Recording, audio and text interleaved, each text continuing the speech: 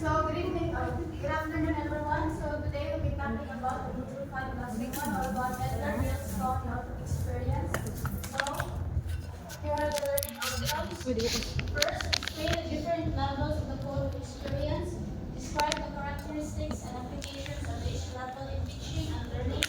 Provide examples of the various instructional materials appropriate for given instructional context.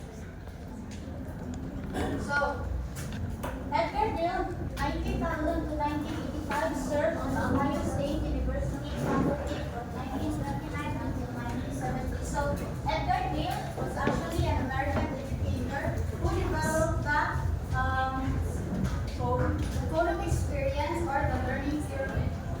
Professor Gill's most famous concept is called the cognitive experience, a graphic depiction of the relationship between how information is presented in instruction and outcomes from learners. So Edgar Gill's cognitive experience is a learning model that suggested that people learn best by doing, followed by observing, listening, reading, and finally visualizing. So Edgar Gill's cognitive experience has 11 levels. Later on we'll discuss about that. And according to that, generally, learners remember that 10% of what they read, 20% of what they hear, 30% of what they see, 50% of what they hear and see, 70% of what they say and write, and 90% of what they do. So now moving on, we will be looking also the 8 F's of teaching. So first we have the milieu, the learning environment. So milieu is actually originally came from the old French word. Mi means middle and lieu means place. So when it's together, it's milieu, and it means that the learning, when learning takes place, with that. So the learning environment, this is the physical environment, the place of work, the laboratory, or where the environment takes place to learn. So I guess so. For example, best example for that is the classroom here. So right now we're doing the milieu state. Yes, we're inside the classroom and we're also learning. Second, matter, the content of learning. So this is referred to what is to be learned or specified in an instructional objective. So teachers make sure that the standard of the topic must be, or the proficiency of level of the topic must be attained. Proficiency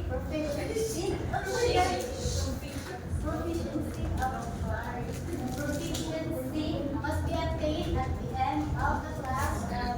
Learners must master nila ang kanang topic dito ngayon attain sa ilaha.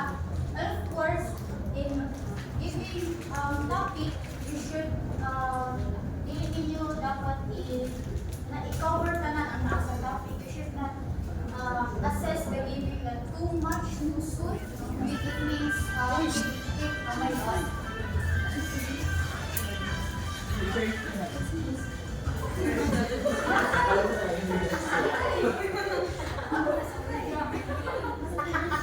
So, going back, ayun i-assess ang kanang work na too much too soon, where you need to if you teach them just for a day, they will go home without absorbing all the discussions. So ayun yung kanang sa kalibre, ihatag ka na sa adlaw para naging ma-absorb na no, that's not correct. Hindi ka rin na ma-absorb sa bata, especially kung kinder, no?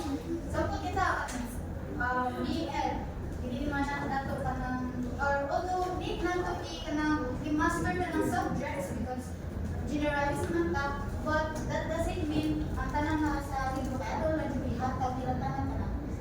We need to give them the right information because little matter but well mastered. So, So,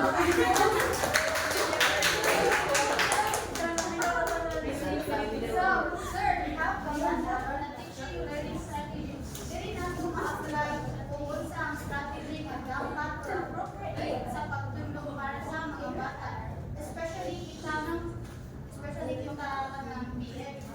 We need to apply strategy that is appropriate for the level of maturity of the students. Dili lang ay ito sa tagin pero ang ato ang strategy kay pang grade 6. That's not one na dili appropriate.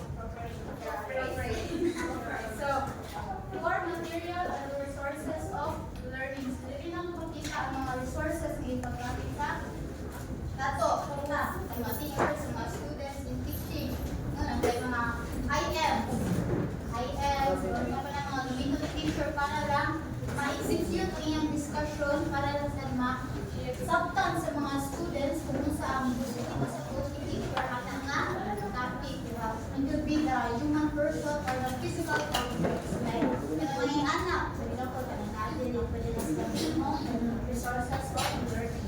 But fifth, media or communication, teaching, and learning. So here, in communication and teaching and learning, we must not say inappropriate words towards our students. Dili guys, kita nagbiyan man daw ganun ito kasi especially mabasa ko dito. So, in doing the kanang kuman lang grabe siya na kanang paano na mga bata mo na no, hindi na kuha na dili ta musical, dili ta musical, dili ta mabahay, yung teacher ko create ko pang buhay kanang mga non-verbal inappropriate words. Motivation, arousing, and sustaining interest in learning. So here, learners will okay, so learners will learn only those things he wants to learn. Kita the idea. Learners will learn only those things he wants to learn.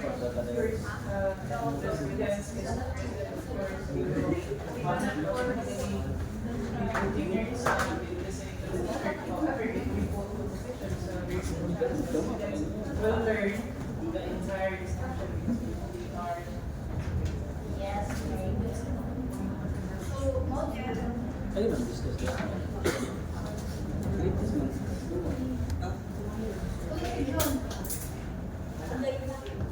Okay naman, please do it.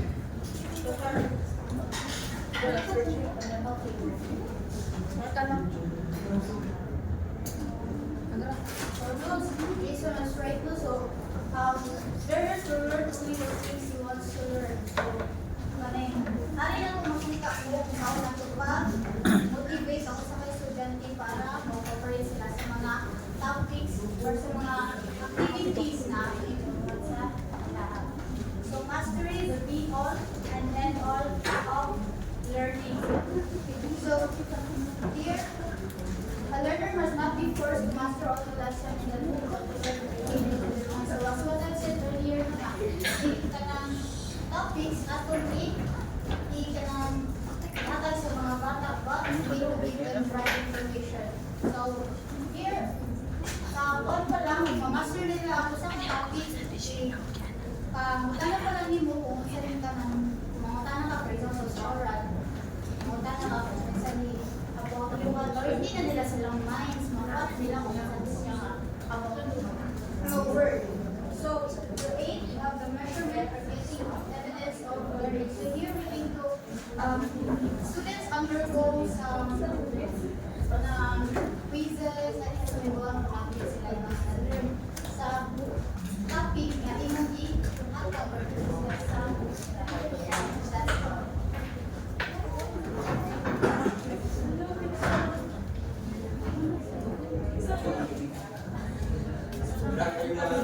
that's all. We have here a picture. So what is your idea about this? We have earth and the word earth.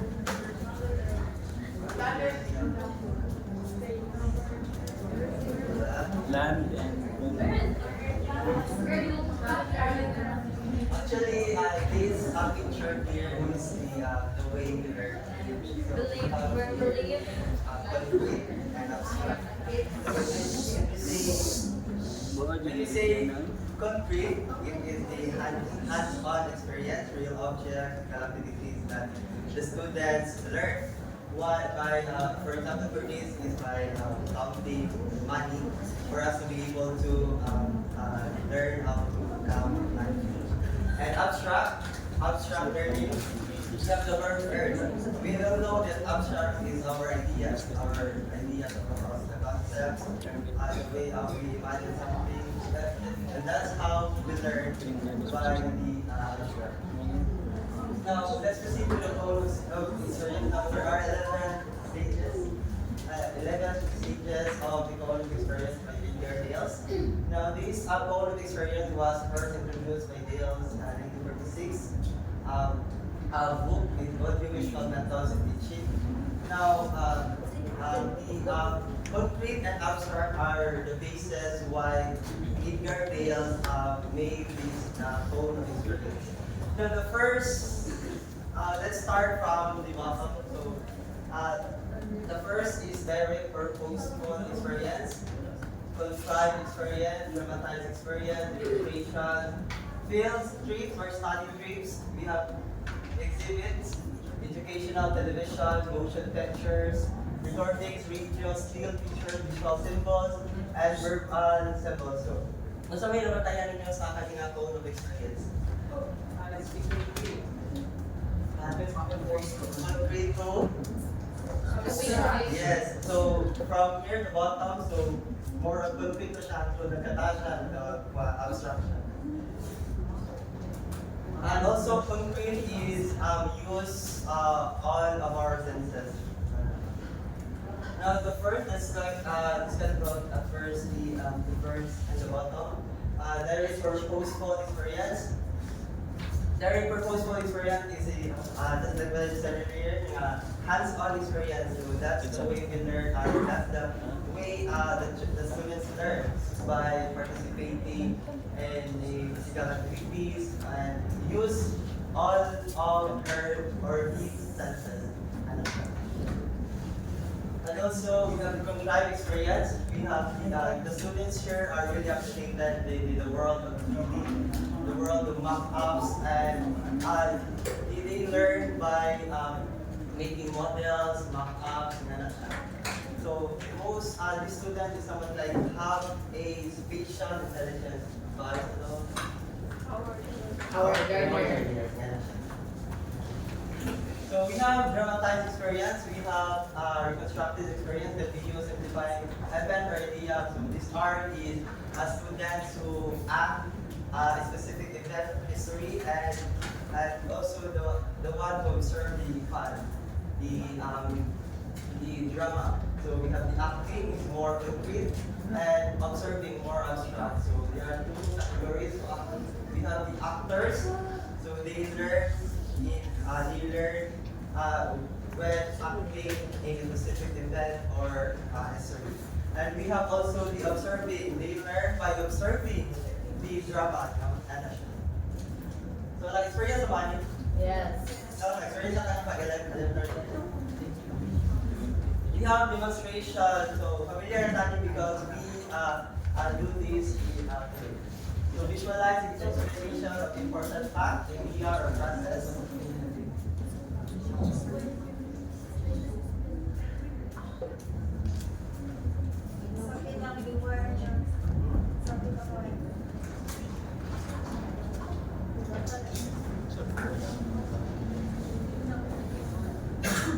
So it shows how certain things are done. So by illustrating.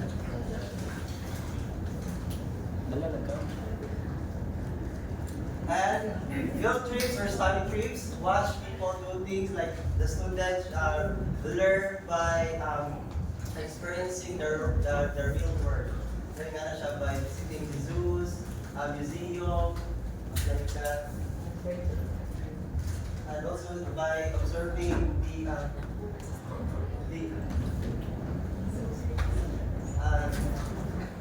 by observing the place that they visit, go makalearn sa and also visit sila because these are the events that are available in the classroom. Now exhibits, now there are two types of exhibits. We have the ready-made and homemade. The one sila sila yung nagtimo and also ready-made. We have also the educational television and motion pictures. So we have television and motion pictures. These two are also the same learning. So by watching events, by watching movies, by watching real events, so mga learn sa mga students na. So we have here example with Marco Oras, we have Superbook, and I with us.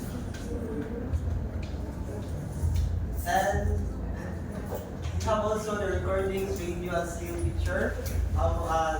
This type of student is auditory.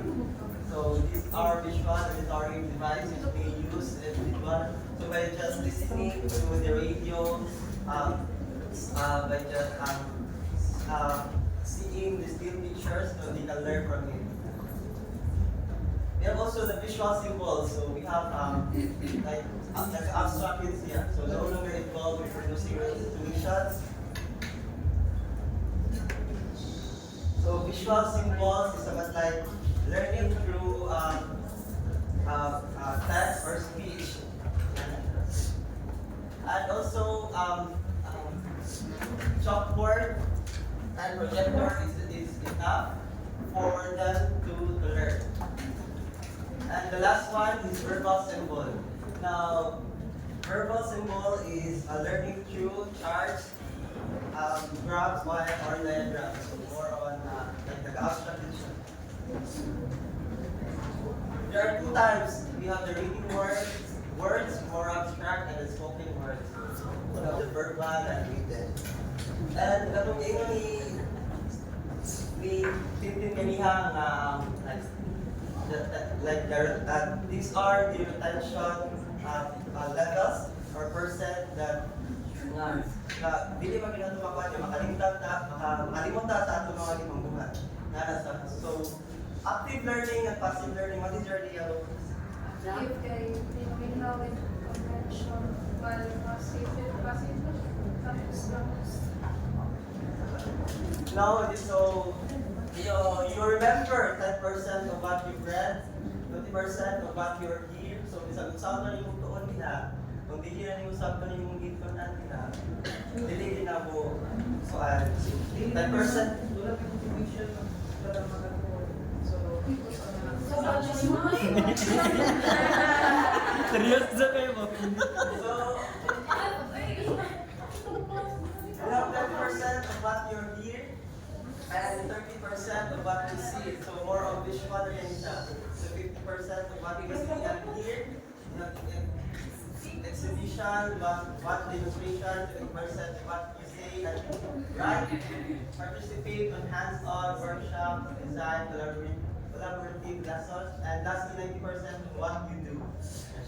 Now this here, the part here is the outcomes. So kung magbasa ka, maminaw ka, then you will define, list, describe, and display.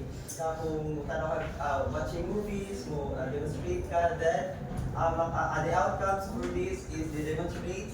You can demonstrate, apply, and practice. And the last here is the kung i-perform mo practical activity, and then you the outcome for that is you analyze, define, create, and evaluate.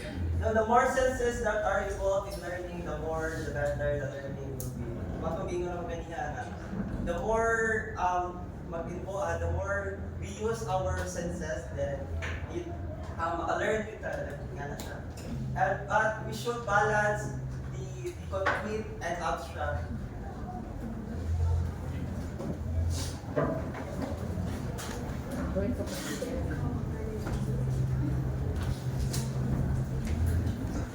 So now let's move on to the levels of code experience. So these are really, katong mga ipang-mention ni Joy niya are really group to different kinds of levels. So first we have like active or direct experiences. So under that we have the direct and previous one, tribe and the dramatic grammar without.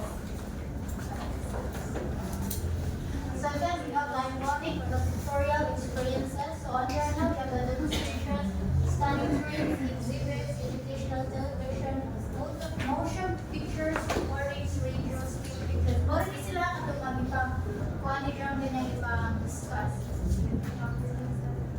The third, we have symbolic or highly abstract experiences. So on there now, we have the visual symbols and the verbal symbols. So that's all for our report. So, now we- Kasi ito pinakauna. questions? Ay, ayun. Inactive, ayun. Ay, una sa... Kana. Next na.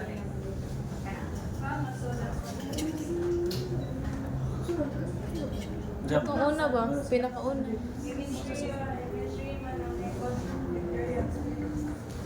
Itong inactive ito. Ano sa sila?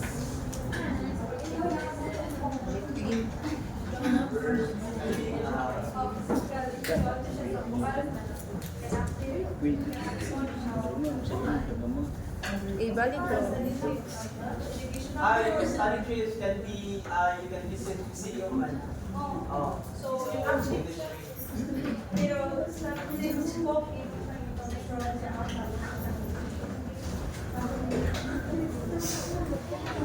pero mo-visit ko, may visit na kuan, sectional tour na siya sa statistics siya. Kaya mo ipadawin sa mata sa nakita niya mo.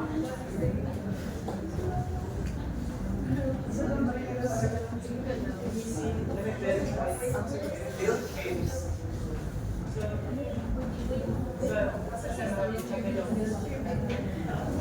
Sino ko go?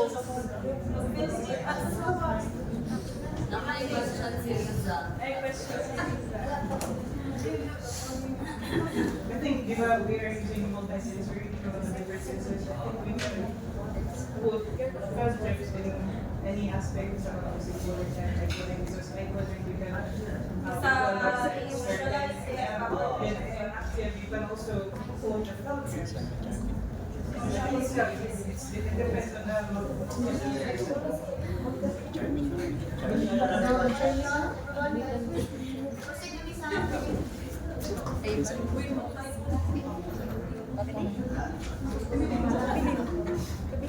Ay, iba po lang. Ay, iba po. Wow. Katong inactive. Oh, katong kuan. Ala, natando. Basa ko. Biglang. Another question. Ano na miss? Wala na? Let's proceed to our Okay. Nice kay Mr. No.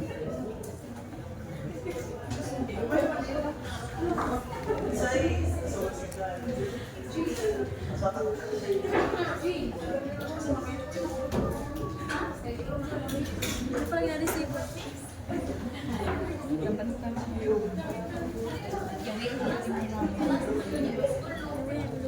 So, how do you think you're two groups na nga? Manila, group 1 and group 2. group 1 here and group So, marami na nag-subalik.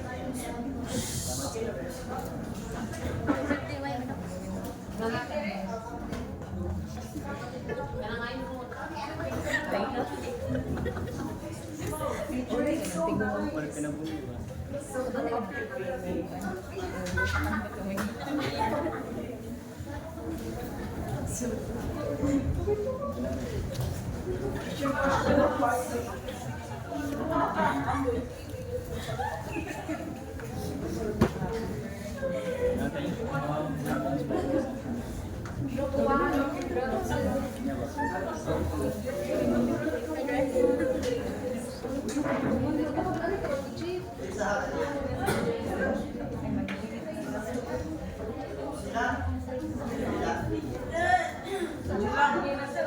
iPhone ka na, iPhone Pro Max.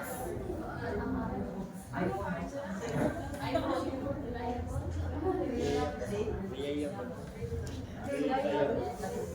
Biyaya.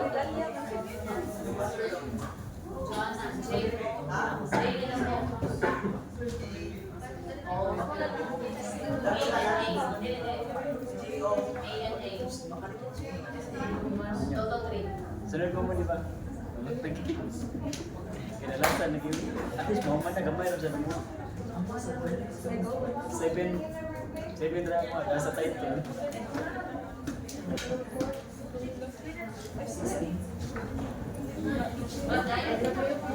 Tumtum.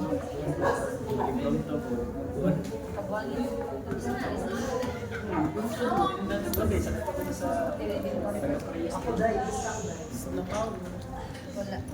Igawas ra ang chilises. Kagi sali. Ay, Genesis ba? President.